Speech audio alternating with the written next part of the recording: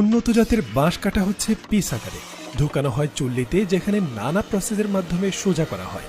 একের পর এক ধাপ শেষে তৈরি হয় মজবুত বাঁশের তৈরি প্রোডাক্ট, যা চায়না তো বটেই, সারা বিশ্বে রপ্তানি হয় সমান তালে।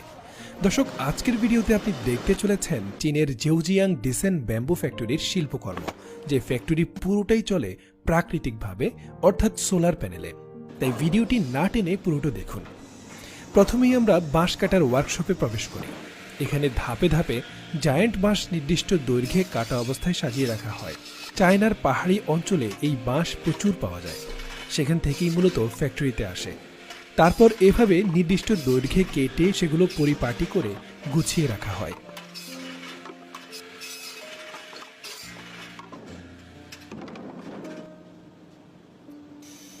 এবার কর্মীরা বাঁশগুলো এমন একটি মেশিনে ঢোকান যা বাঁশের ভেতরের ও বাহিরের গাঁট সহজেই কেটে ফেলে।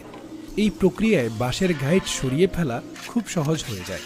দর্শক, দেখছেন কতটা স্যাটিসফাইং ভাবে বাঁশের ভেতরের গাঁট পরিষ্কার করা হচ্ছে।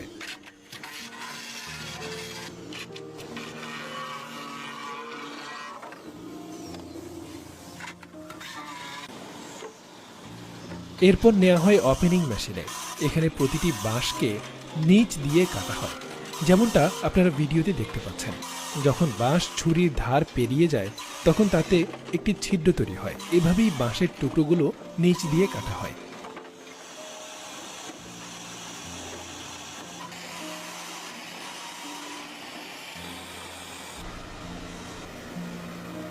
এবার এই খোলা বাঁশের অংশগুলো কার্বনাইজেশন বয়লারে পাঠানো হয়, অর্থাৎ পর্যাপ্ত হিট দেওয়া হয়।